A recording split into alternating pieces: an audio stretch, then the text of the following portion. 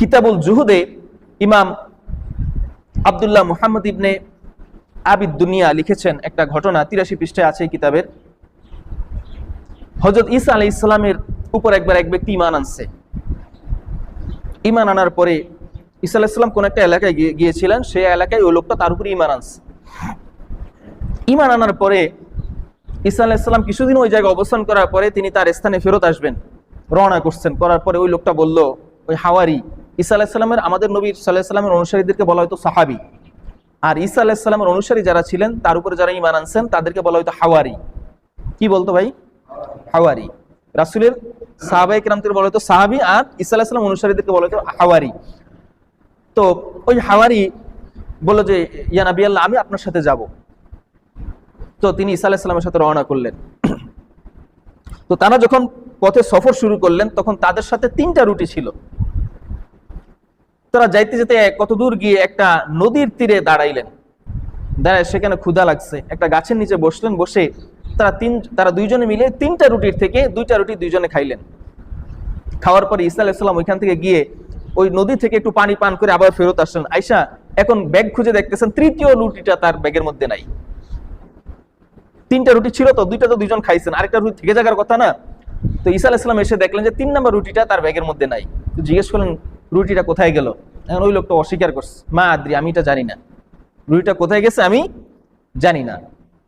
ঈসা আলাইহিস সালাম ওই নদীটা পার হইলেন। পার হওয়ার পরে কত দূর যাওয়ার পরে দেখলেন একটা হরিণ শাবক, একটা হরিণী কতগুলা বাচ্চা নিয়ে যাইতেছে। তখন তিনি সেখান থেকে ক্ষুধা লাগছে, ওই অবস্থায় ওই হরিণটাকে জবাই করে এখানে দুইজনে মিলে খাওয়া দাওয়া করলেন। খাওয়া দাওয়া করার পরে এরপরে ওই যে হরিণের হাড্ডিগুলা ছিল যেগুলা, এগুলাকে তিনি একত্রিত করলেন। আল্লাহ রাব্বুল আলামিন ঈসা আলাইহিস সালামকে যে মুজিজাগুলা দিয়েছিলেন তার মধ্যে একটা ছিল মৃত প্রাণীকে জীবিত করা। ঈসা আলাইহিস সালাম ওই হাড্ডিগুলাকে একত্রিত করে বলেন, কুম বিইযনিল্লাহ, আল্লাহর আদেশে, আল্লাহর ইচ্ছে তুমি জীবিত হয়ে যাও। সাথে সাথে ওই হাড্ডিগুলা থেকে হরিণে পরিণত হয়ে গেল, ঠিক যেরকম ছিল সেরকম হয়ে গেছে। এবার ঈসা আলাইহিস সালাম ওই হাওয়ারিকে বললেন, এই যে এই মৃত প্রাণীটাকে যে আল্লাহ জীবিত করলেন, এই হাড্ডিগুলা থেকে যে আল্লাহ তাআলা এই গোশত মাংসগুলা ফেরত দিলেন, সে আল্লাহর কসম করে বলছি, তোমাকে আবার জিজ্ঞেস করছি তুমি সেই রুটিটা কি করছো? সে এবারও অস্বীকার করলো যে, ইয়া নবী আল্লাহ, মা আদ্রি লা আদ্রি, আমি জানি না, এটা কোথায় আছে আমি জানি না। ঈসা আলাইহিস সালাম কিছু বললেন না, তিনি আবার রওনা করলেন। হাঁটতে হাঁটতে কত দূর যাওয়ার পরে একটা নদী, আবার তাদের সামনে একটা নদী আসলো। ঈসা আলাইহিস সালাম ওই লোকটাকে ধরলেন, হাতে ধরে ও নদীর উপর দিয়ে হেঁটে চলে গেলেন ওই পারে। যাওয়ার পরে আবার দাঁড়াইলেন, তারা জিজ্ঞেস করলেন, এই যে আমাদেরকে পানির উপর দিয়ে হাঁটার ক্ষমতা যে আল্লাহ রাব্বুল আলামিন দান করলেন, সে আল্লাহর কসম করে আবারও তোমাকে জিজ্ঞেস করছি, তুমি সেই রুটিটা কি করছো আমাকে বলো। কিন্তু ওই দুনিয়া লোভী ব্যক্তিটা সে এবারও অস্বীকার করলো, ইয়া নবী আল্লাহ, আমি জানি না রুটিটা কোথায়। এভাবে চলতে চলতে আবারও হাঁটা শুরু করলেন তারা।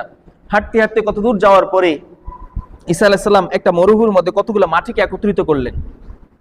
করার পরে এই মাটিগুলোকে আল্লাহর ইচ্ছায় স্বর্ণ হয়ে যাওয়ার জন্য আদেশ করলেন। সাথে সাথে এই মাটির স্তূপটা স্বর্ণে পরিণত হলো। ঈসা আলাইহিস সালাম এই রুটিটাকে 3 ভাগে, এই মাটিগুলাকে, স্বর্ণগুলাকে 3টা ভাগে ভাগ করলেন।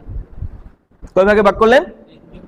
এই পুরো স্বর্ণটাকে 3টা খণ্ডে খণ্ডিত করলেন। করার পরে একটা তিনি নিজের জন্য রাখলেন, আরেকটা ওই হাওয়ারিকে দিলেন, দুনিয়া লোভী লোকটাকে দিলেন। দেওয়ার পরে এবার 3 নম্বর যে খণ্ডটা আছে, ঈসা আলাইহিস সালাম এবার বললেন হিকমতের সাথে যে, এই 3 নম্বর খণ্ডটা যার কাছে রুটিটা আছে, এই 3 নম্বর খণ্ডটার মালিক হবে সে। এখন ওই লোকটা তার হাড়ের মধ্যে থেকে রুটিটা বের করে বলছে, নবী আল্লাহ, রুটিটা আমার কাছে আছে। তখন ঈসা আলাইহিস সালাম তাকে ওই খণ্ডটা দিয়ে দিলেন, যাও তুমি এটা নিয়ে যাও, এবং নিজের যে স্বর্ণটা নিলেন তিনি সেটাও তাকে দিয়ে দিলেন, যাও এই 3 খণ্ডের মালিকই আমি তোমাকে বানিয়ে দিলাম। এই লোকটা সেখান থেকে 3টা খণ্ড নিয়ে তখন থেকে ঈসা আলাইহিস সালাম আর সে আলাদা হয়ে গেল। ঈসা আলাইহিস সালাম তার রাস্তায় চলে গেল, সে তার রাস্তায় চলে গেল। কারণ লোভীরা পরিপূর্ণ ইমানদার হইতে পারে না, এরা যে কোনো সময় মানুষের ক্ষতির কারণ হতে পারে। এটার মতো অনেকগুলো শিক্ষা আছে। ঈসা আলাইহিস সালাম কেন তার থেকে আলাদা হয়ে গেলেন? দুনিয়া লোভী ব্যক্তিরা কখনো মানুষের উপকার করতে পারে না ক্ষতি ছাড়া। ঈসা আলাইহিস সালাম তার ক্ষতির থেকে বাঁচার জন্য, এবং সে যে আসলে প্রকৃতি ইমানদার না, এই দুনিয়া লোভের কারণে সেটা প্রমাণ হয়ে গেছে।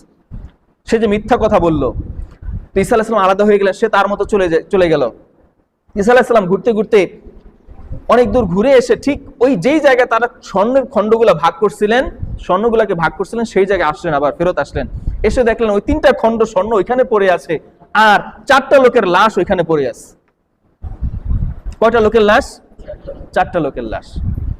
ঈসা আলাইহিস সালাম ওই 4টা লোকের মধ্যে কয়েকটা লোককে বা সবগুলো লোককেই মতান্তরে সবগুলো লোককেই আল্লাহর ইচ্ছে জীবিত করলেন। জীবিত করার পর জিজ্ঞেস করলেন তোমাদের মৃত্যু হলো কিভাবে, আর এই স্বর্ণের খণ্ডগুলো এখানে আসলো কিভাবে।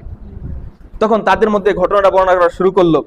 ওই যে ঈসা আলাইহিসসালাম ওই লোকটাকে ছেড়ে দিল, ছেড়ে দেওয়ার পর ঈসা আলাইহিসসালাম তার পথে চলে গেলেন, আর এই লোকটা স্বর্ণগুলো নিয়ে যখন যাতায়াত শুরু করলো, রাস্তা হাঁটা শুরু করলো, তখন 3 ডাকাতের কবলে সে পড়ছে।